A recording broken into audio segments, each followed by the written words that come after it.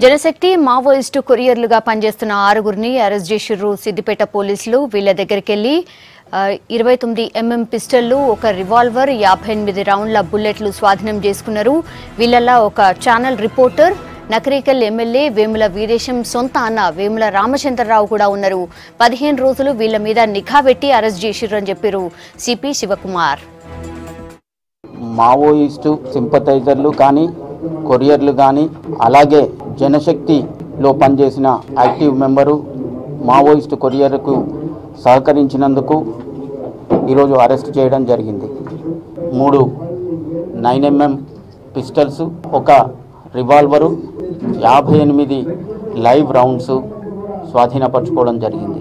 జనశక్తిలో పనిచేసి మావోయిస్టు కొరియర్లకి సహాయ సహకారాలు అందించాడో ఆయన దగ్గర నుండి సుమారుగా 250 గ్రాముల PETN హై ఎక్స్ప్లోజివ్, ఒక 20 వరకు ఎలక్ట్రిక్ డెటోనేటర్స్ కూడా స్వాధీనపరచుకోవడం జరిగింది.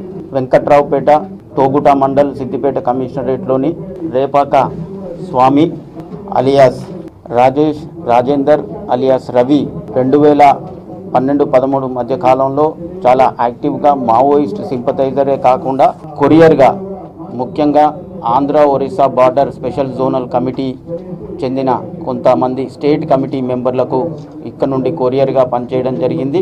ఈ పనిచేస్తున్న కాలంలోనే అరెస్ట్ చేసిన రఘు నరసింహాచారి అలియాస్ రఘు, ఇతను సూర్యాపేటలో ఇప్పుడు న్యూస్ 10 ఛానల్లో కూడా పనిచేస్తున్నట్టు చెప్తున్నాడు.